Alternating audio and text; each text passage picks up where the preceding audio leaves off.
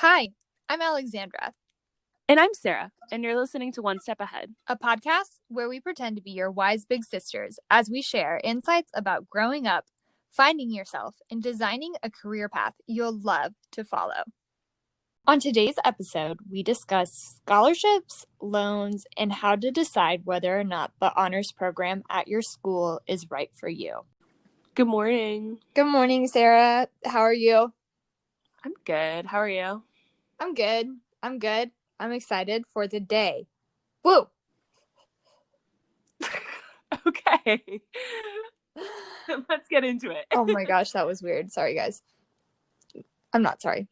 Okay, so please, if you're interested in following along with our journey, please follow us on Instagram. Our Instagram is at the One Step Ahead podcast. You can leave a comment or DM us any questions. That's one of our favorite things to do is incorporate your feedback. Also, please leave us a review on your favorite podcasting platform. It lets us know what direction to take our podcast in, and we enjoy incorporating your feedback. All right, so today we're talking about scholarships. Sarah, you want to start this conversation for us? Yes. Okay.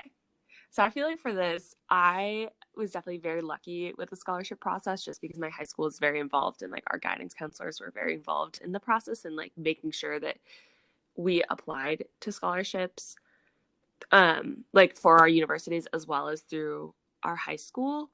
So for me, I ended up applying to a few through Belmont because I qualified for a couple like different scholarships through the university. So I applied for like the presidential scholarship, which I did not receive, but I applied. You know, you got to try. Try.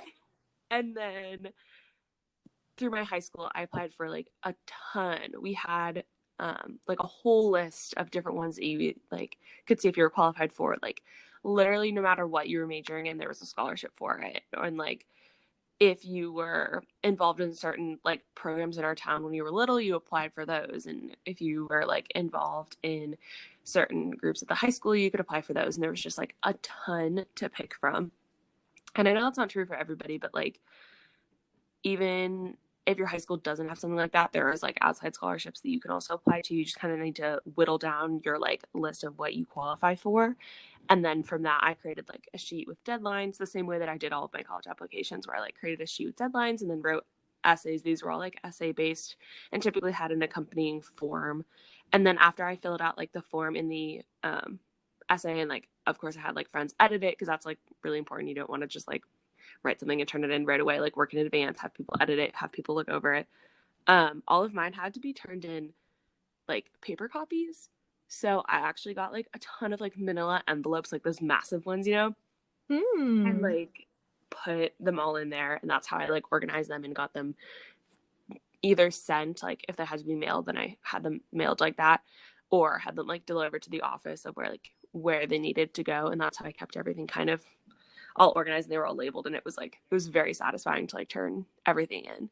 And then also the last one I applied to was through a company that my dad works for. Anybody that's either working there or has parents who are working there could apply for that scholarship. So like I'm guessing most major places of employment have something like that you could check out, and that's like a random one that you might not always think of to apply for, but I applied for that as well, and I didn't win it, but my sister did the year that she applied. So my dad was like, pretty good, like 1 out of 3, and we'll see if my brother gets it. But yes, essays, have them edited, have them done in advance, and like make a list. And whether your school like has a list of like scholarships or not, you can always ask your guidance counselor and be like, hey, do any alumni have scholarships here? Because they probably do, or there's probably somebody in your hometown that like has scholarships, or there might be small companies that have scholarships. And like honestly, I feel like a lot of places like don't even get that many applicants. So if you apply, like that's half the battle. You're already like one step ahead in the process. LOL, get that plug in there. Yeah, always got to plug it. But that's like my advice for that and what my process was like. What about you? Yeah, so I know in previous episodes I had mentioned that when I applied to school, I applied later just because my health, like yada yada yada, whatever. So I wasn't like eligible to apply for the presidential scholarship because of timing, which is unfortunate, but I got like through merit-based stuff, I got Belmont's like whole merit package, and then I got an individual scholarship through like the business school, and then I got one through my high school. But unlike Sarah's high school, my high school didn't really have like an extensive list of like, hey, this is where you can find all of these scholarships and this and that and that and that. But I know like online, there are ways to search for scholarships. I know the US Department of Labor has a free scholarship search tool that you can look through and like kind of narrow it down by like your grades and your test scores and what area you're going into college. But definitely Sarah's advice on like looking in your town for like local things, smaller scholarships. No matter the amount of money that the scholarship's for, like it's probably worth it to apply, because even small amounts can really help like pay for things. And like I used a lot of my scholarships to cover my book expenses, where like my merit scholarships through the university covered my tuition, and then I used the additional scholarships to cover like my books, or like I had to get scrubs and I had to get like stuff for the nursing program. Like those kind of things is what I personally use those scholarships for. But I feel like it's worth it to apply if you can set aside a little bit of time, even like every night, like 20 minutes, and just like write one essay or write a part of an essay. Like I feel like that's so worth it. Yeah. And also, I didn't even think about this, but like once I started school, there's also a scholarship application process that you can do through the university, or like their nursing school had applications that they would send out like every semester for like our major scholarships within like our program. So apply Yeah. for those, like continually apply even through your college process. Like you don't stop applying for scholarships just because you like got into college or you're starting. Like you can continue applying for things to like still keep covering expenses while you're in school, which is really nice. And also like Absolutely. I feel like you need to also look, like if you're applying to a school that might be like more expensive, know from the start which category of merit scholarships you fall into, because it might be a lot higher than you expect, and you might have a big drop in tuition where it's like actually reasonable for you to apply there and possibly go. Or it might be a school where you're like, oh my gosh, like that tuition's actually like fairly inexpensive, but they might not have the merit scholarships that another university has, because like public universities and private universities have different endowment funds and like different amounts of scholarship that they give out. So just these are like good things to look into when you're like thinking about the cost of college and kind of doing that pro con list. Like what does the merit scholarship look like at one school versus another school, and like where do you fall, and is it worth it to take the ACT again to try and bump you up into the next category? Like these are all things to kind of that all are interconnected, and it's just like a lot of moving Mhm. pieces. Yeah, that was something I was going to mention too. That in college you can still continue to apply for scholarships. I know, like at my school, this is something I wish I would have paid attention to before I made my decision to come to Belmont. But like specifically within, it's called like the Curb College, where my motion pictures degree is. They have tons of scholarships, but they're all for like a particular major. Like my motion pictures like doesn't qualify for any of those things. So that was something like when I met with people before I came to the school, they said there was opportunities for like continued scholarships as I moved throughout the program, but in reality that like kind of wasn't true. That was just something general. That's just another thing overall when you're doing like with anything dealing with college stuff, make sure you're asking very specific questions, not asking like for like general things or getting general answers, because before I came to Bellman and before I made my decision, particularly with like that side of my education, the motion picture side, I was told like the scholarships would be plentiful for me to apply for if I had good grades and was involved and active. But then the requirement was something that I was never going to meet because I wasn't certain majors that were qualified for those scholarships. So ask for specifics before you commit to things. Yeah, and I think as well when you're applying to scholarships, like make sure that you're actually meeting those qualifications, because had you spent time writing those essays and then been like, oh well, I actually don't have that specific major, you know, that would have been a waste of time, and everyone would have just been like frustrated, the people that received your essay as well as you, when you found out that that wasn't applicable. So like make sure that you're meeting those qualifications, and if you're unsure, you can always email like whoever's funding the scholarship or like sponsoring the scholarship, you can always contact those people and kind of be like, hey, like I just wanted to clarify this, because there's no point in wasting your time or the people that are going to read your essays time if you're not actually meeting all of those qualifications. So make sure you plan it out in advance. Yeah. And then if you ever get to the point where you have to like interview for a scholarship, just make sure you completely understand like what the scholarship you're applying for is about. Know your essay like inside and out. Research who you're going to meet with. If you're going to interview like with your school for a scholarship, or you're interviewing outside of your school for a scholarship, just understand what the scholarship is for and who you're talking with and what the university or that organization stands for, just so you can present yourself in the best light possible. Come with, if they ask you to come with certain questions prepared, come with those, but come with more than one answer, and just come knowing yourself and why you truly think you're qualified for the scholarship. And I think authenticity is the biggest thing people are looking for in those interviews. What did you do, and how are you going to continue to use the money that you may be given to impact yourself and your community and your experiences beyond college? That was good advice. Okay. Briefly, we're going to talk about loans. Sarah, would you like to start that? Sure. I have no qualifications to talk about loans. I didn't take loans out for school. I'm very grateful for that. So I don't have a ton of like personal experience with this. So what I would say is just consider the cost of your university and like how much you're able to kind of, first off, I would try and cover everything with scholarships. Like if you can, that's awesome. Like do that. Step one, find out what scholarships you are qualified for. Find out how much merit you're getting, like try and get that cost as far down as possible, which I feel like most people are going to do because this is like a big business decision, and I know money plays a large role in college decisions. But if you do decide on a college that you love that is outside of what you are financially able to cover at the beginning, you're going to have to take out a loan. I think like know what you're getting into, know kind of, okay, when I graduate and suddenly I have to pay interest on these loans, because a lot of them like don't accumulate interest throughout your time at college, but then it starts at some point after you graduate. And if you're shopping for a loan that does accumulate interest while you're in school, you should probably shop for another one, because the majority will wait for that to start until after graduation, or like after you're done with school.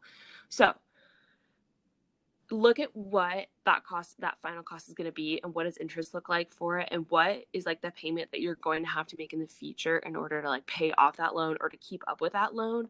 And is that reasonable for like the job that you're about to enter? Like what is an entry level job for your position? Like kind of consider all these different factors, and just don't be like, oh, I'm going to take out a $30,000 loan, because what does that loan look like in 5 years? What does that loan look like when you get your first job? What kind of is like the cost benefit of, spending that kind of money, and then also taking out a loan? Is that university's like reputation or connections or experience worth it?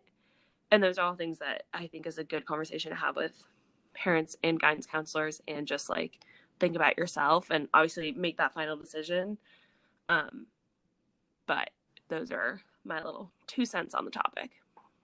Yeah, I'm with Sarah. I'm so grateful. I do not have any student loans as well, but kind of I agree with everything Sarah said. But definitely, when it comes with loans, make sure that the amount you're taking out is something you will be realistically able to pay back with the major that you've chosen. Because you certainly want to make sure you're studying something that's authentic and true to you, but you also don't, or at least in my eyes, you don't want to take out so much debt or so get such a large loan that you might not be able to pay it back with a certain major that you pick. So just be very cognizant of that.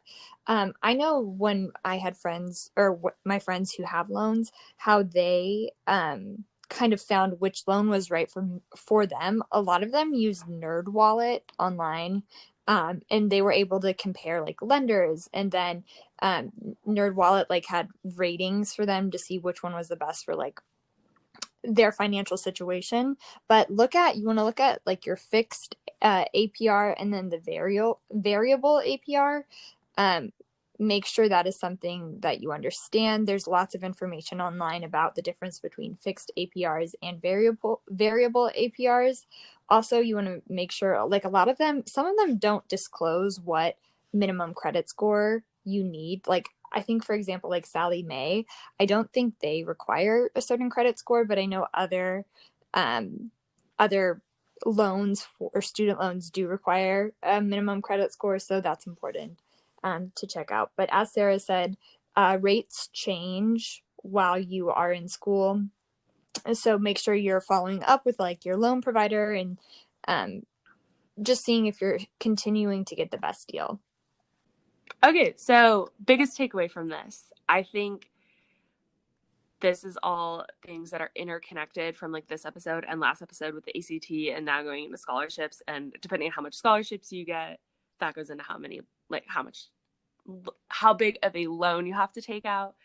So I think for this is just, if you start the whole process early and you start the process of getting your ACT test done early, then you know which scholarships you qualify for, or if you have to retake in order to qualify for bigger scholarships.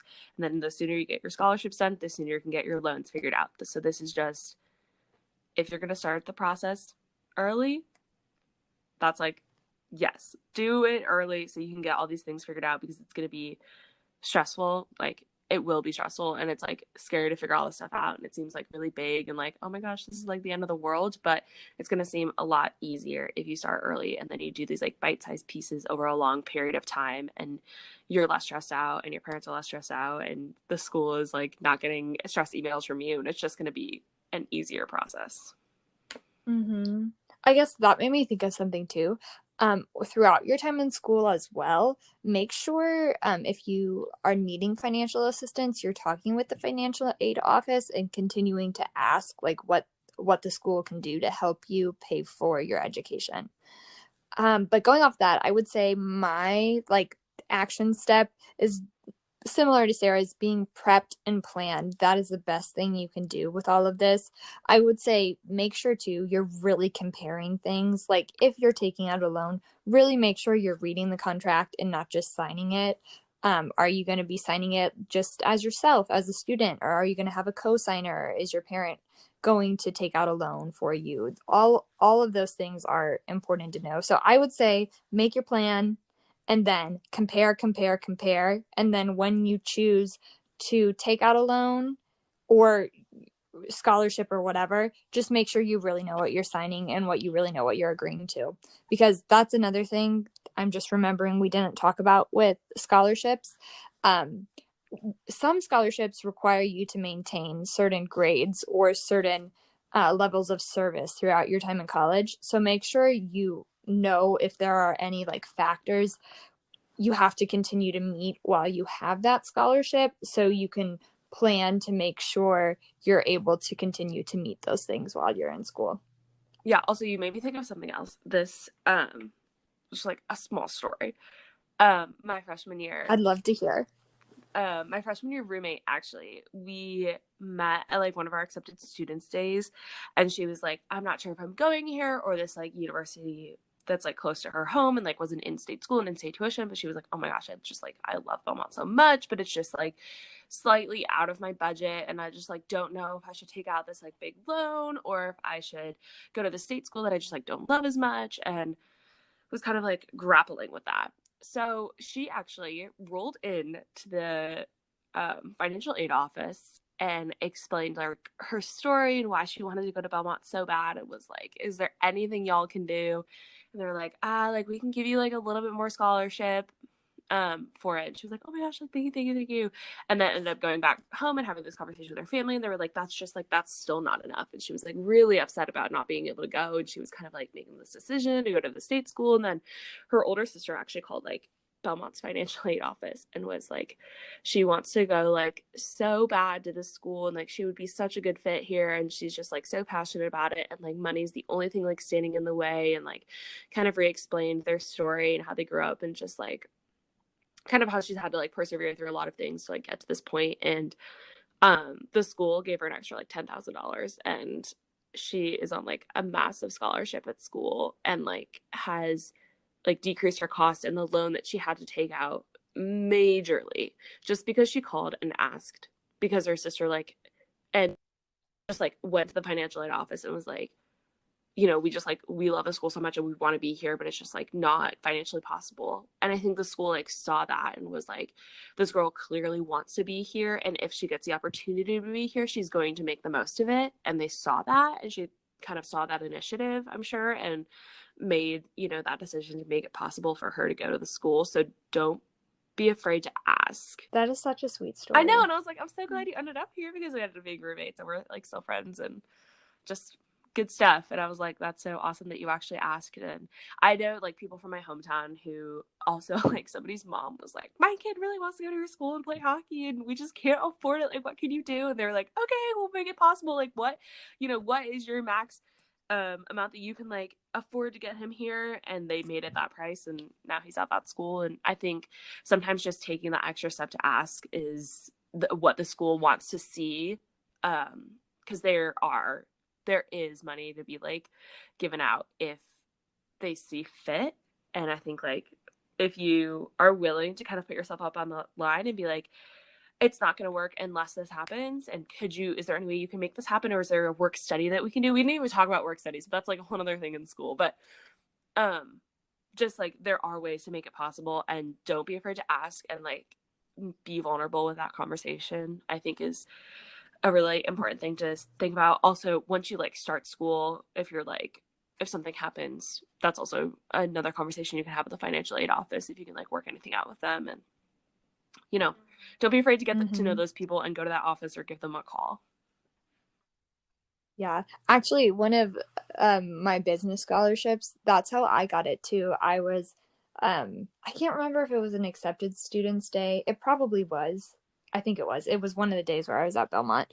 But I talked with one of like the business faculty members there, who I actually like am now on the business student advisory board with, and like I talk with him regularly. But my mom and I had just like a conversation with him, and I ended up leaving that conversation with a scholarship that I didn't have like when I started that day. So it had to be an accepted students day. But yeah, I left with a scholarship that I was not expecting as well, which really, you know, made a big difference for sure.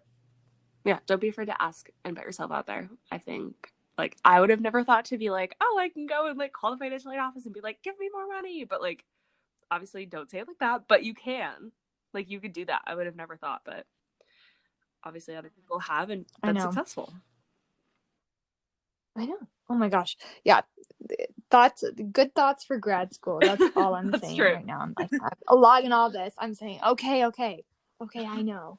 Oh, that's another thing too, not to get on another caveat of this, but if you are planning to go to grad school and you know that when you're coming in your freshman year or before you accept, tell them like for example, let's say you're a business student and you know you're coming in your freshman year, you're like, I'm going here for my MBA too. Talk with them about that, because sometimes if they know you are going to continue your education with that school, they will work with you even more to make sure that you stay with the school and you stay in that program.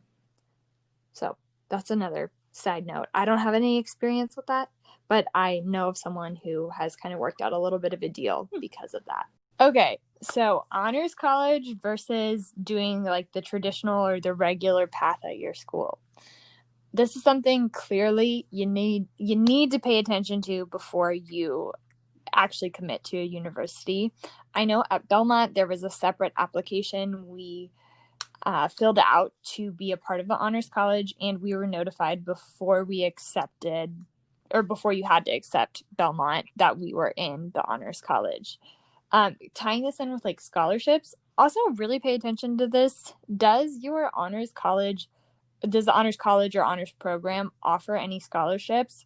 Because ours does not. I was gonna say, did ours? Like, I don't think so. No. And you know what? That's I'm weird. not gonna lie. That is one giant thing that I think Belmont could do way better on. And I'm not gonna lie to you about that. The honors program absolutely should offer scholarships to students for being there, because I know the requirements to be in the honors program are a lot more stringent, and like the GPA and test scores, they're a lot higher than just Belmont's regular program. And I think because the honors program retains or attracts, I don't want to say like quote unquote top talent, but people who on paper often look like better candidates for a school, I do think there should be some form of scholarship that is provided I with agree. the honors college. Mm-hmm. So just kind of starting the conversation, even though that was basically me starting it, there's pros and cons. There's going to be big pros and cons to the honors colleges wherever you are going to school. Really, I would urge you to figure out what are the genuine benefits of the honors college. And I know in the last episode we talked about when you are visiting a school, try to talk to someone who isn't like the tour guide for that program. If possible, try and talk to someone in the honors program or college that is representative for the program, to feel to get like the insider take on the program, not what the school is providing you, or not the people who are the spokespersons for the program. I would also ask a big thing, what is the retention rate in the honors college?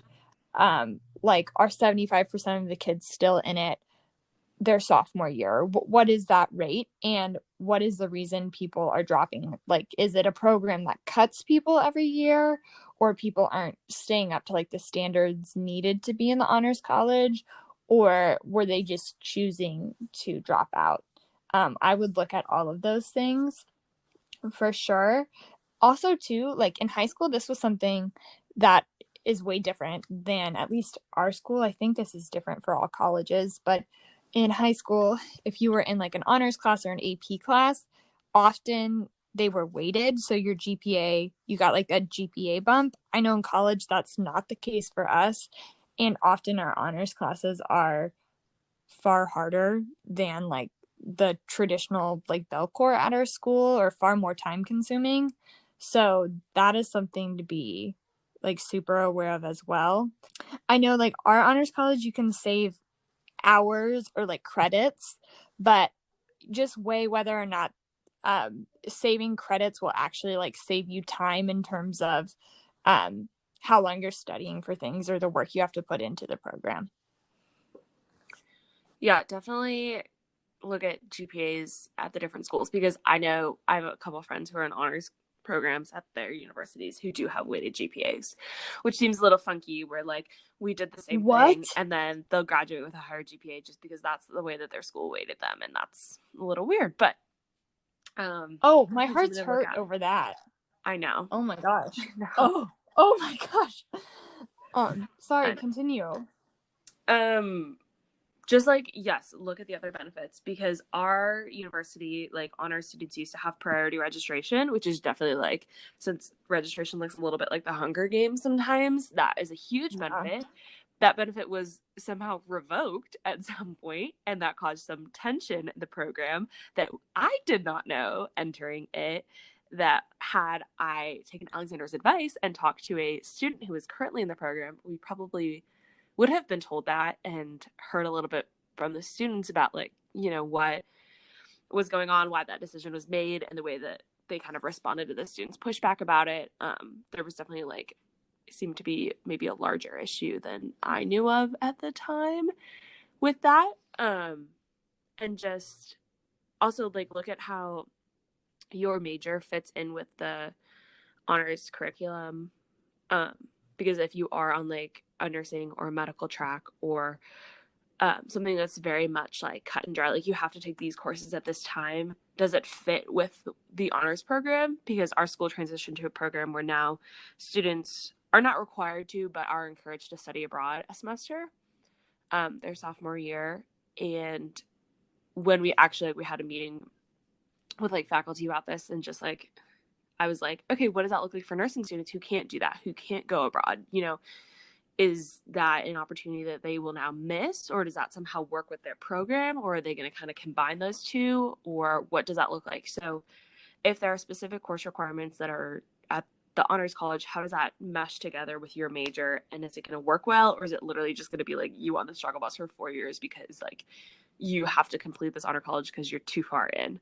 And if you Mm-hmm. make the decision to drop it, make the decision early, because it's going to be way easier to kind of fulfill those few freshman requirements than it will 2-3 years in to fill all of those.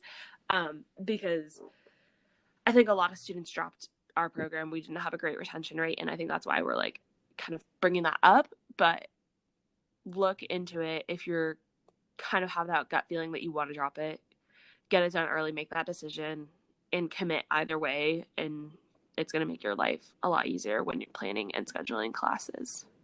Mm-hmm. I think my biggest thing with honors college, or like an honors college or honors program when you're going to college, is I know I personally have always been in the silly mindset of I need to be in honors classes. I need to be in AP classes. If I'm, there's that awful just paradigm that if you're in honors classes or you're in AP classes, then you're smart. And if you're not in those classes, then you're not. That is something that is like pervasive in so many students' minds. And that is so like false.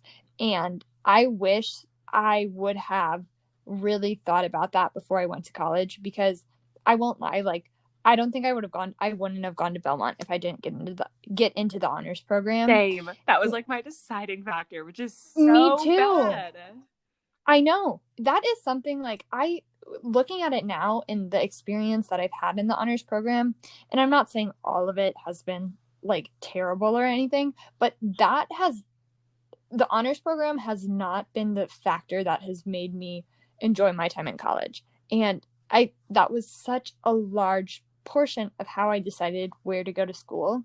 So I just really think make sure when you're picking a school, you love this school because you love this school, not I'm going to this school because I got into the honors program, or I wouldn't be going to this school if I didn't get into the honors program.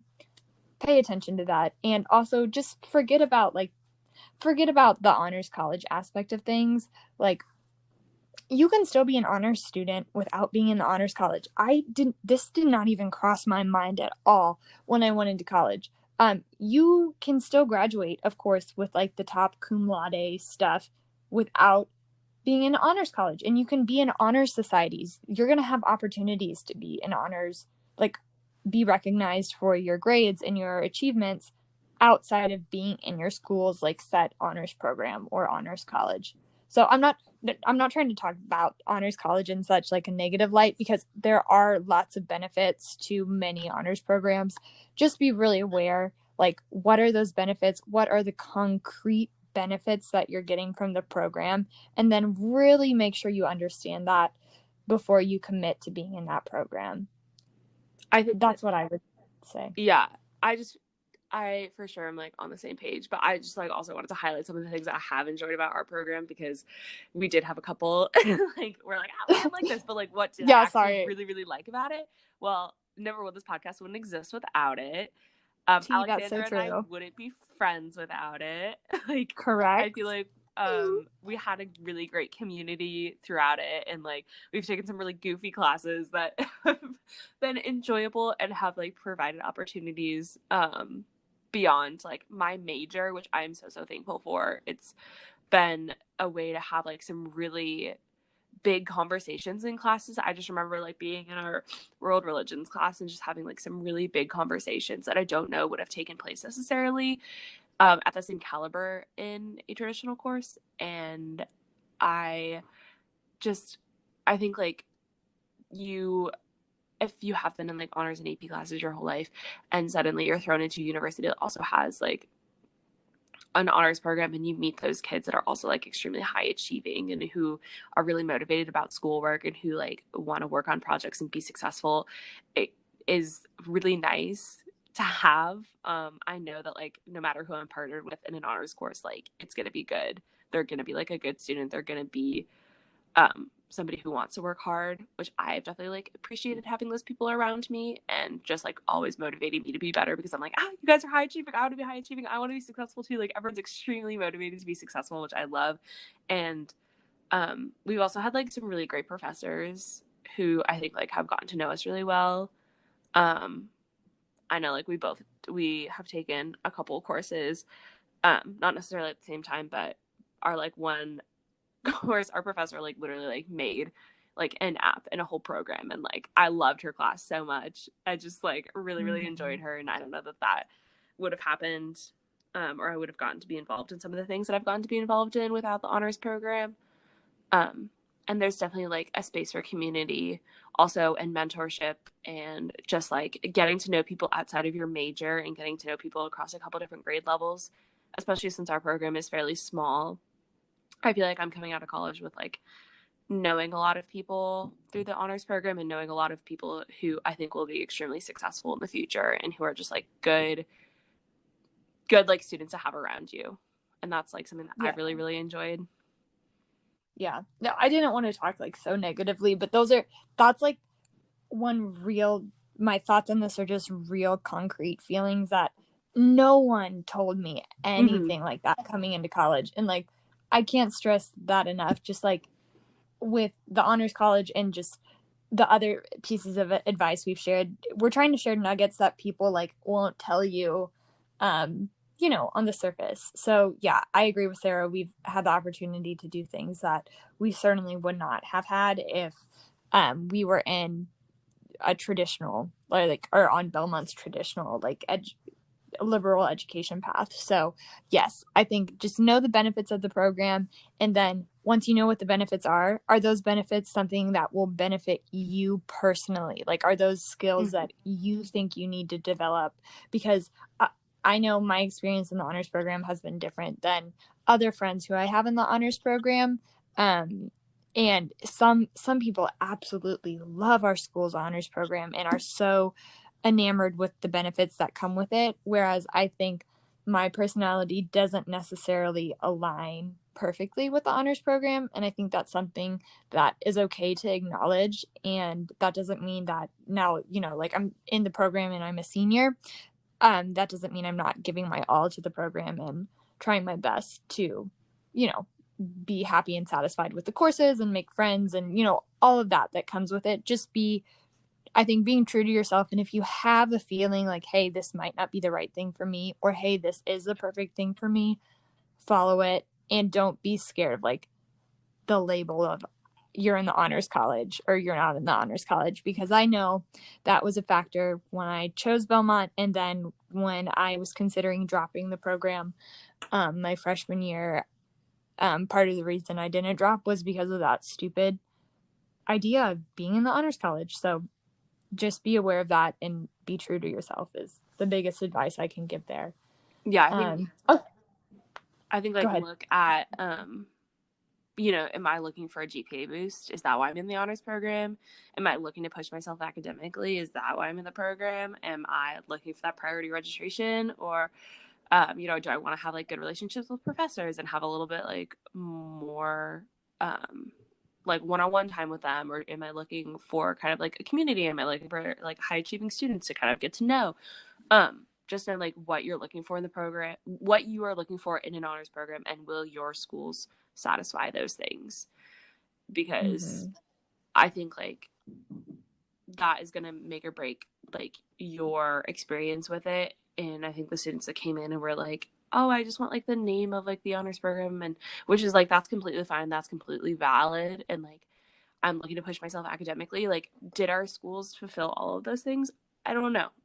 All of our courses pushed us in a way that I would have appreciated, or like in the way that I wanted.